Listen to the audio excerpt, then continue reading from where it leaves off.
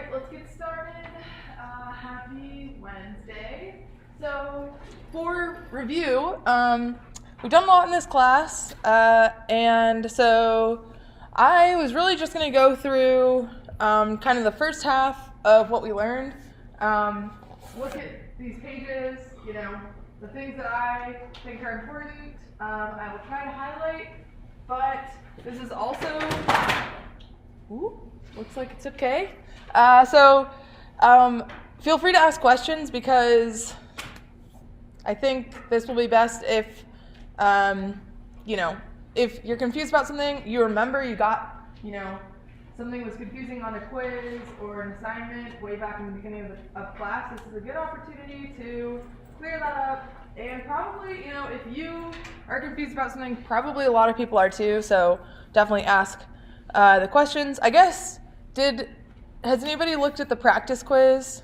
That is, okay, at least it's accessible. It's accessible. Do we only get one attempt at it?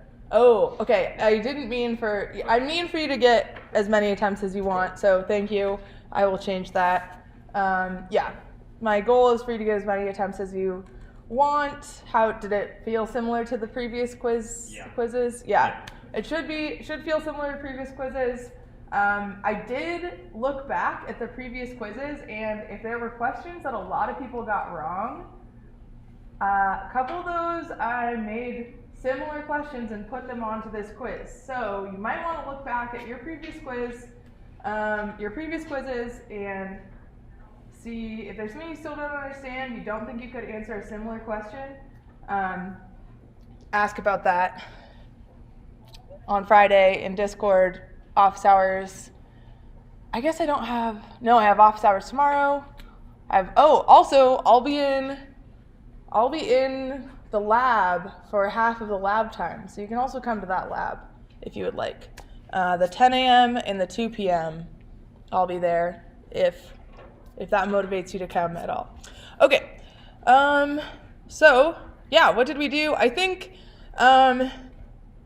the most interesting thing that we did at the start was we actually started learning about object-oriented programming. Actually, I take that back. We first learned something very interesting, which was scanner.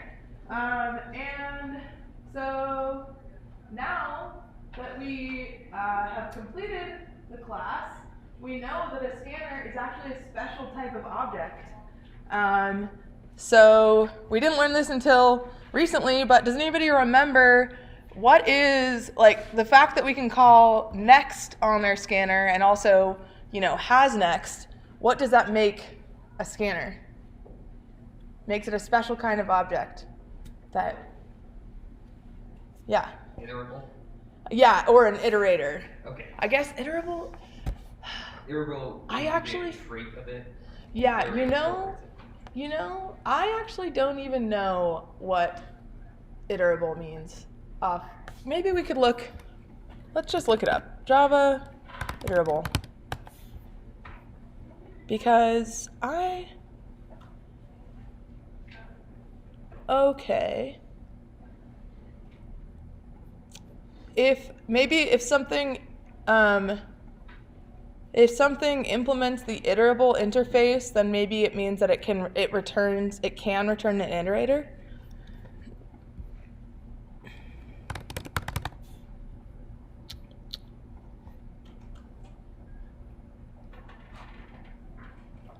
Let's see.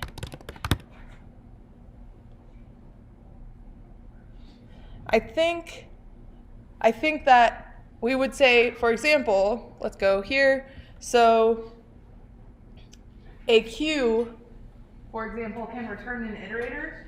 So a queue isn't an iterator itself.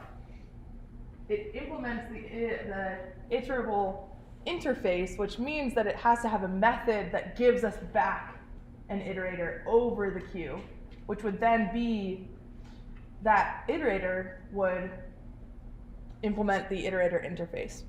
But really what you need to know for this class is, if I ask you, hey, scanner, is it an iterator? You should say, yes, it is an iterator. How do you know that? Because it has a next method It has a has-next method, etc. Cool. Yeah, feel free to jump in with questions or comments, because now we're getting to look at this material when we know a lot more than when we first learned it. Like when we first saw Scanner, it was like, whoa, Java, a lot more going on with Java than with Python, and so you might think of things that you didn't think of way back in August when we first learned these. So we also learned about object-oriented programming. An iterator is a great example of an object-oriented design principle versus just like using a for loop to walk over. We can't use a for loop to walk over a queue, right? We can't just access everything in a queue. We have to return an iterator. So let's see. So we can define our own objects. We've been doing that.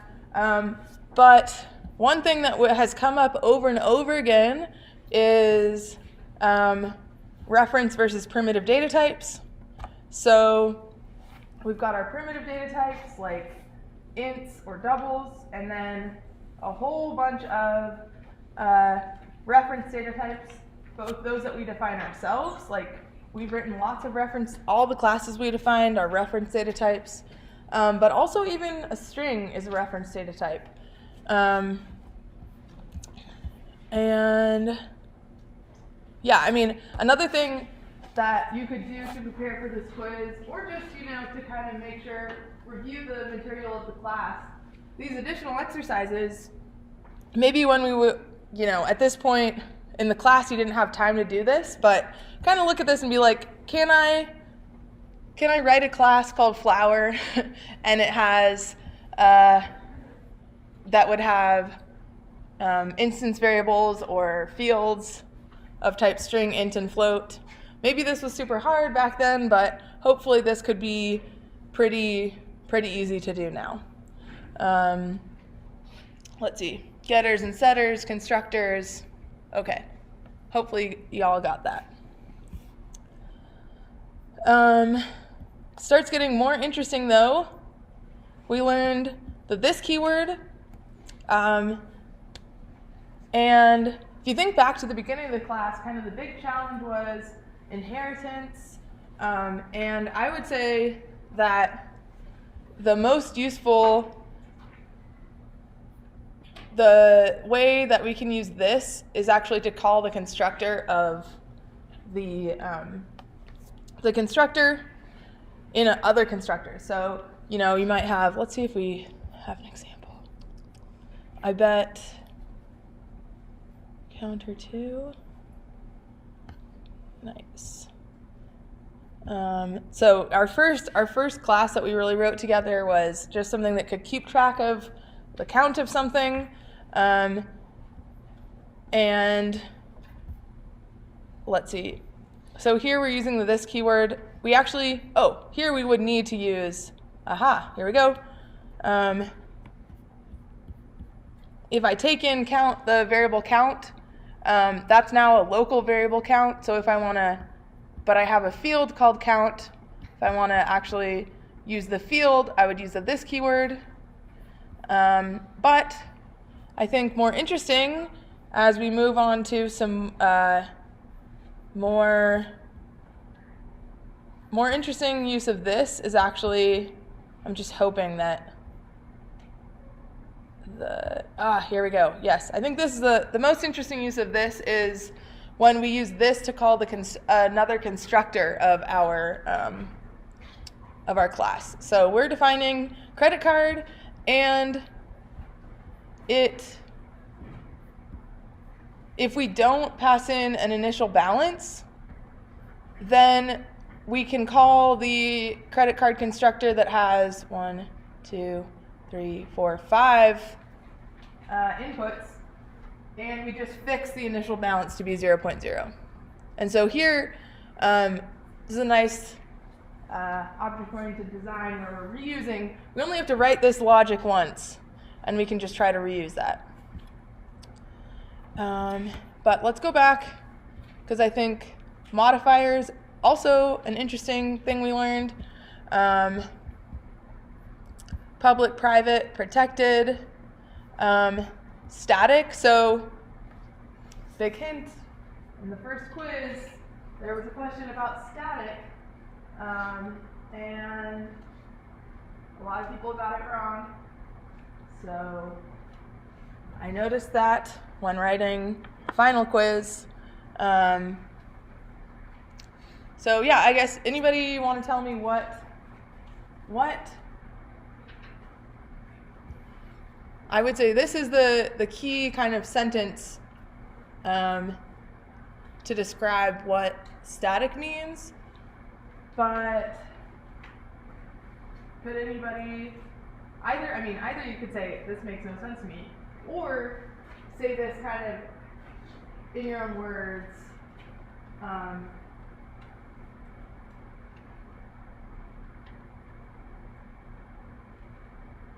So for example, if I had a static variable that formed that credit card class,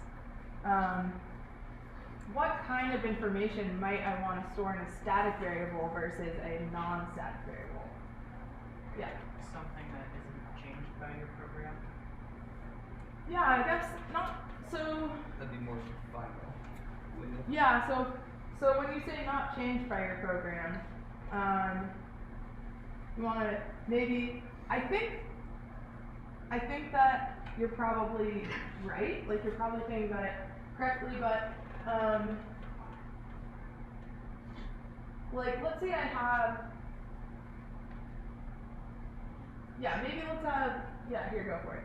I can think of like two different examples, like one where like you have a method, it's like string.parson or something, where like it's just you don't want to have a specific thing to do it, or like if you have like a class and you want to change a variable for every instance at once, you can just use static instead of going to every single one and changing it.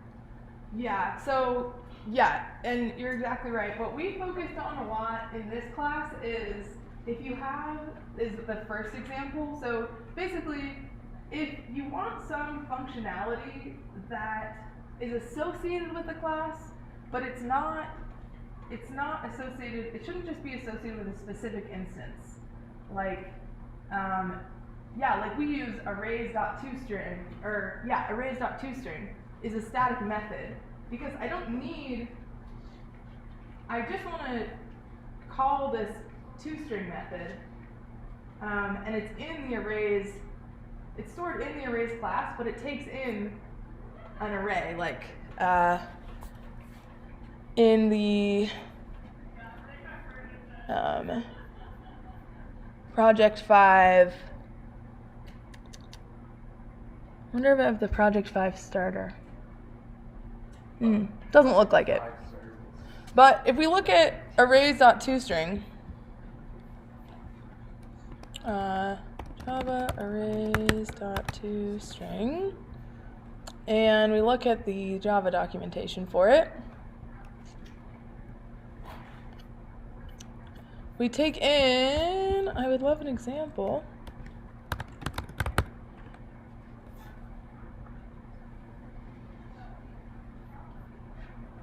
So here we've got, they have to define it for every single type. But, or you call arrays.toString and you pass in your array. But you don't need an instance of this. You don't have to make an instance of the java.util.arrays class in order to call the method. It's just a method that's just associated with the arrays class. And then I think for us, you had some, in some of your assignments, you had some like instructions for the user that were static fields. So you don't really need to make a calculator, I think, to access the instructions of the calculator. It's just something that's associated with the calculator in general, not with a specific calculator. Hopefully that is helpful, or at least gets you on the path to being able to ask more questions later, or look it up also. yeah, so final is if we want to fix something so that it can't be changed, then we can also use final. Let's see. Okay, I think that controlling the flow is just loops, which I think are not super special in Java, so I assume that you can do that. But okay, so toString, I think it's also worth talking about. So when we write our own classes, we include a toString method. What does a toString require to return? It is required to return a string. And also, true or false, if I have written a toString method for my own object and I run system.out.println, and let's say I have an instance of my object and I have defined a toString and it returns a string, true or false, it automatically calls the toString method of my object. I have written a toString. Like, maybe let's go, where's our timing at? Go to my Scratch. Okay, so let's say that I have,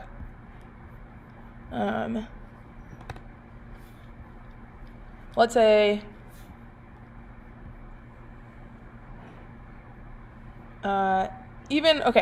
let's say, so doubly linked list is the same, this is what you wrote for, I think, project 4. You wrote a doubly linked list class. Here I am, it's called public class, doubly linked list. And you included a toString method. So now let's say I'm in some demo file, and in main I say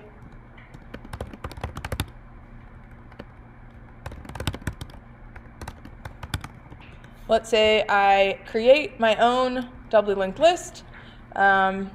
So doubly linked list, it's of some type. Let's say it's of type string. I call it my list, and it's going to be a new doubly linked list of type string. And say I put some stuff in it, and then I say system.out. Oh, that's not what I thought was going to happen. I say system.out.println, and I print out my list. So is this going to print out just the memory address of my list, or is it going to print out whatever I've said? Is it going to call this toString method? I've got one answer. Any other thoughts? I really don't mean this to be a trick question at all. So I would say it's going to call the toString method. If you define a toString method, you can say system.out.println, println, and you can explicitly call the toString. But if you don't, it will automatically call it. I don't know. I just think that's good to know. Really don't mean it to be tricky, yeah. So it automatically calls the toString, but the one where you need to like do something special with it is like with the equals operator. Yeah. So definitely good to remember with strings. So if you want to compare, if you want to say, is this string equal to that string? Like, for example, in project 4, let's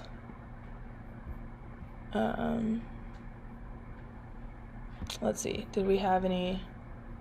So like, oh yeah, so like in project 4, in order to parse the input, so in project 4, that was where you had the call stack validator and you had capital gains calculator, and we're going to go over it on Friday, actually. Someone asked to go over it, which is a good call, and I probably should have done that earlier. But so on Friday, we will look more closely at my solutions to project 4, but you have to parse these strings, right? And so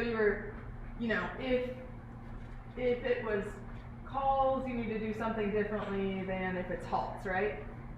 And one thing you may have run into is if instead of here, so first is one of these strings, second is another string, you see that we're comparing them first dot equals by using the equals method, but you may have run into bugs in your program if you did first equals equals second. I don't know. Did anybody have problems with that? Yeah. And I mean, I did it wrong in class that one day. And that's because it might compare the memory addresses, it might compare the values. Strings are weird, but you definitely want to use the dot equals method for strings. So yeah, thanks for saying that. Wasn't it for reference types it compares the value, or for reference types it compares the memory location for the double equals? But yeah. Okay. Unless it's been implemented to do something else. Yeah. Yeah, which is a little bit confusing. Okay.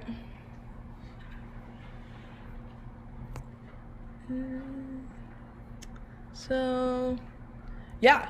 And then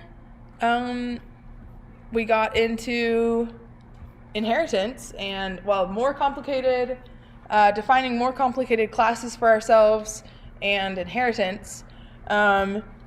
So we defined a credit card, and we also got to see UML diagrams. So again, UML diagrams will come up, so it's worth reviewing them.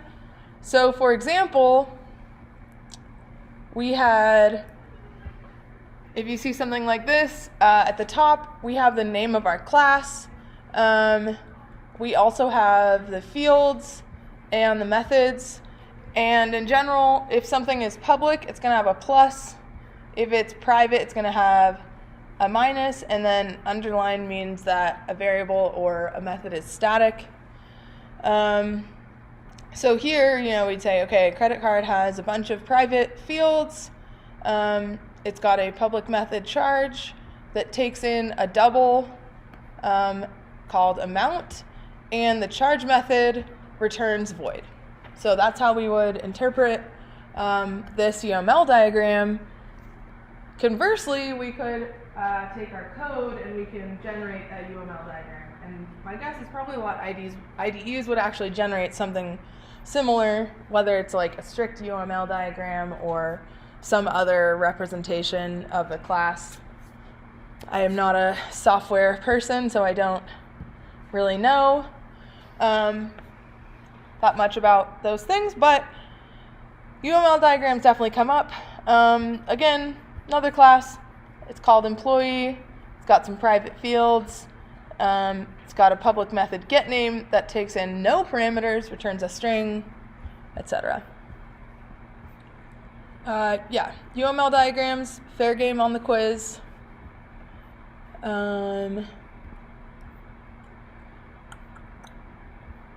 Okay, inheritance.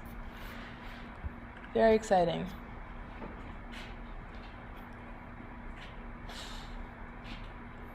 Let's see. So, inheritance, it's useful, but one thing I would caution you with inheritance is that it's not always the right answer. So there can be other ways to share code other than inheritance. And inheritance is when we have an is-a relationship between our classes, specifically. So we've also seen, we've seen other ways of sharing code. For example, let's see. Trying to think of if we wrote a class that had, in this class, did we ever write a class that then had one of our, oh, we definitely did. Okay, we wrote a class that had, as one of its fields, one of our classes that we also wrote. This is, yeah, so yeah, I was thinking of linked lists, exactly. And I think that as a software design principle, this is called composition. So we wrote a node class, and our linked list class has a node as one of its fields. And so there we're sharing code, we're getting to reuse our node, like the methods and the fields that a node has, but we wouldn't say that there's any inheritance going on in there. We're just, that's a different design principle. But inheritance, when we have this is our relationship, then we can use inheritance. And as an example, building off of our credit card example, we could have a predatory credit card that inherits everything from a credit card, but it also has this thing where it's going to charge interest through this APR. And maybe we can look at some of the sort of keywords that we see. So extends is the keyword for inheritance in Java. So when predatory credit card extends credit card, then it's inheriting all of its fields and methods. And then you can see here that we're using the super keyword to call the parent's constructor.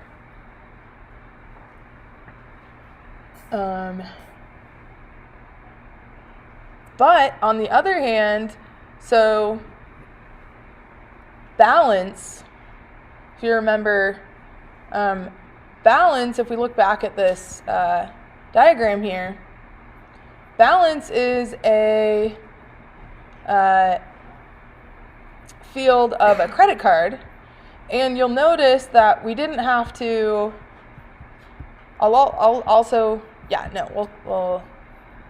you'll notice that it's not like we have to say like super.balance here. We can just say balance. We could say super.balance and it would say, oh, use the parent's balance, but since I don't have any other local variables called balance, I can just refer to balance, and that is the parent's balance.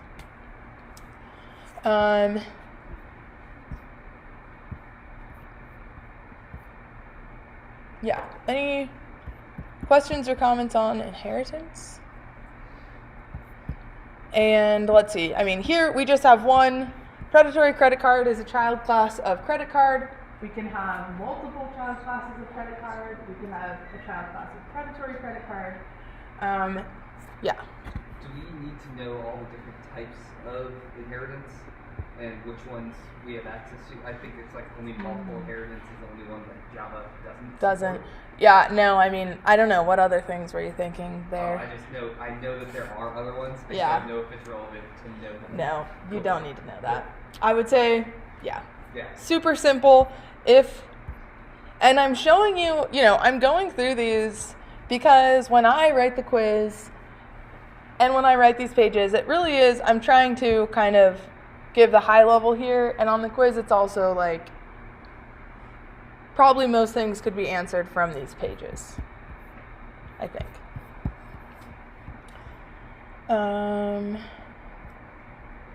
Okay. Related to inheritance, we've got interfaces and abstract classes. So anybody want to take a stab at how would you say that interfaces and abstract classes and inheritance, like how are all those related? Are they the same? How are they different? I see one person willing to take a stab at it. Anyone else who hasn't talked yet? Okay, here, Jesse, go for it. So interface has sort of the methods and stuff that the child classes you have, but it doesn't define like what will actually be in those methods. An abstract class is like halfway between like an interface and like just an implemented class.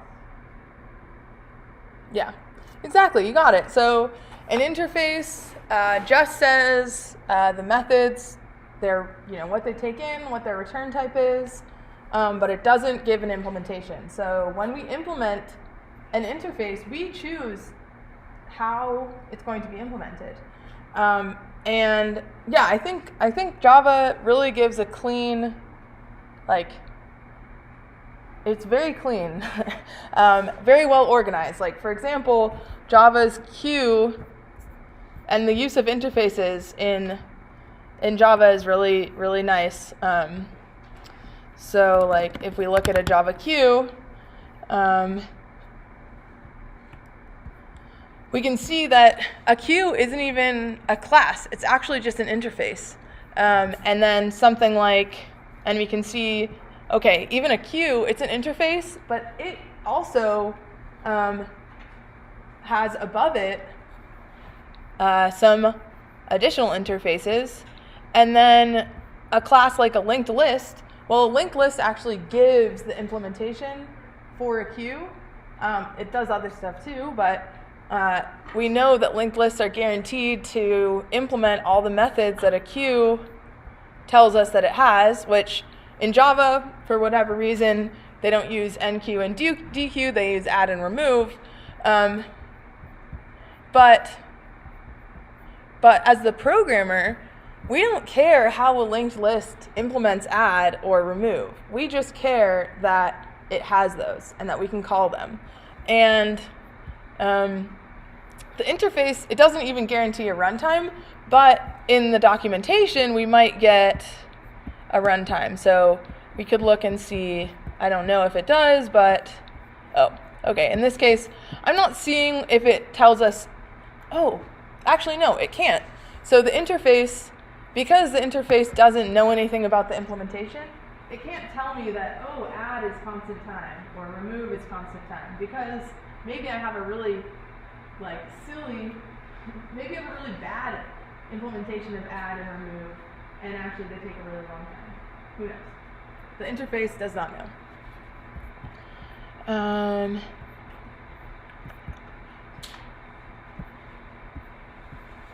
Yeah, I guess one thing to note is we can't instantiate a interface. Makes a lot of sense. It has no implementation. We can only instantiate things that implement once it's been implemented. And then abstract classes, basically just in between. It can have some methods that are implemented and some that are abstract, meaning they would only be implemented by a child.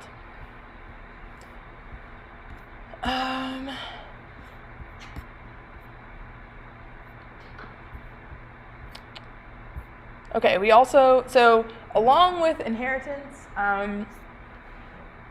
we can get this idea of polymorphism, meaning that our reference variables can have different forms. Let's see. Oh, we also learned about command line arguments. I would say you don't need to worry about command line arguments for the quiz. I would call this kind of bonus material because it's a little hard to do with our different systems and our different IDEs and all that. So if you want to make sure you understand command line arguments, go for it, but it's not on the quiz.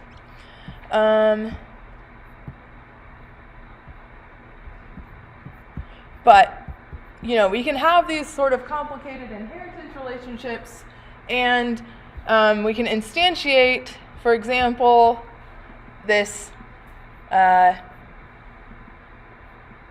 region, this object east, and its type here is declared to be a region, but we instantiate it specifically as a state.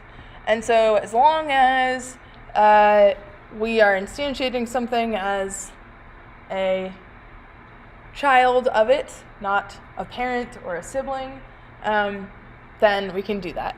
And this allows our code to be much more reusable. So if I define some code that works for anything that's a region, then now just because I have a state, if I have a state, then I can actually use it anywhere that code is defined to take in a region. Because a state is a that's our inheritance is a relationship. A state is a region. Yeah. So, like, I assume that, like, the Maryland and stuff like that are, like, subsets of state in this example. Yeah. Would you be able to, like, set region piece as Maryland then? Or is it, like, so it can be grandchild or child? Yeah. As long as, yeah. Thanks for asking that. Yeah, our polymorphism, it's going to work for like a grandchild, a great-grandchild. Yeah, as long as we're directly down the inheritance chain. It's not going to work if we're like down and then up one if we're not a child of that. Yeah. Yeah, so this could be, this exercise could be an interesting one to do if you want to think more about that. More, I don't even know what's in this. Oh, it's just more practice. Okay, cool. Yeah, we won't look at this lecture. Finally, or another thing we saw and we use, so I will sing Java's praises in many ways, in that it's really well organized, but we also have some weird things to go, I guess, yeah, some weird things about it, and I would say one of the weird things about it is wrapper classes. So in order to work with primitive data types, like ints, in some parts of Java, we actually need non-primitive data types, and so we have these wrapper classes. So for example, and these are just like the capital I integers, not my best page here, I think, but yeah, if you were asked like to give an example of a wrapper class, that would be like the capital I integer, or the capital C character, or the capital D double.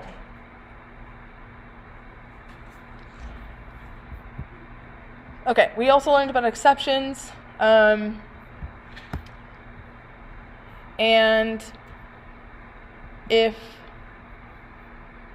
so you always have to, I guess, if you start a try, you have to have a catch. You can have multiple catches after one try, and we would say that the type of this variable here, variable 1, is exception type 1. So this could be something like array out of bounds exception, and then we have to give that a name. Like if exception type 1 was array out of bounds exception, then variable 1 here would be of type array out of bounds exception. We can also throw exceptions. I don't know if we really had any assignments that had us do that. But, yeah. We did have one thing where we defined the throws ahead of time, like in the signature. Mm-hmm. Why did we do that? So, that basically is sort of a warning when you're programming to someone who's using your class. Okay. So if, like, for example, let's see if, I don't know if... It's kind of like it's more communication to the person who's using your code, not to the actual code itself. Yeah. Yeah, I guess I don't... So, yeah, I am definitely not an expert on that. And so I don't know that if you say something like, if I were to write this add method and I said void add some data type throws array out of bounds exception or something like that, I don't know if I would then be required to actually even have something that throws that. Yeah. I don't know. I think it's more of a warning to the person using your class that they should have that try and catch, because you don't, like, the reason we have the reason we catch exceptions is that we don't want our programs to just end and not handle things gracefully. We would rather, even if we have to terminate the program, we'd rather that be because we caught an exception, we printed out a really nice error message or something like that. Or ideally we don't have to, like, our program doesn't have to end. We just proceed a different way than we were if we didn't catch that exception.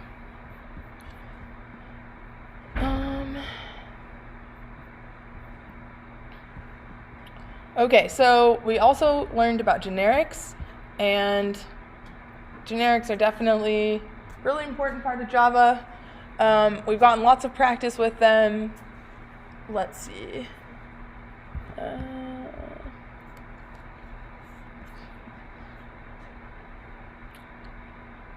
I guess a lot of we've just been using a single type parameter in our generics, like our nodes have a type parameter, but you can have multiple type parameters.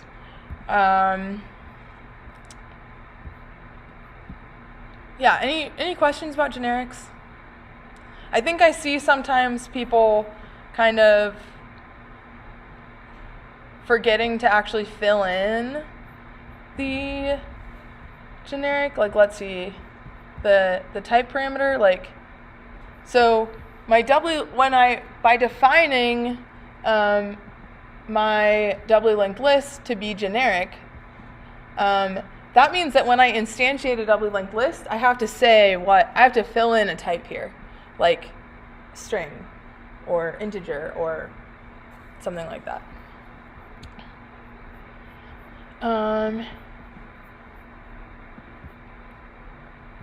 Maybe we double check that we're not.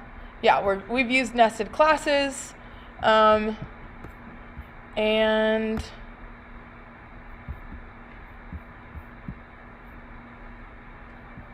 yeah.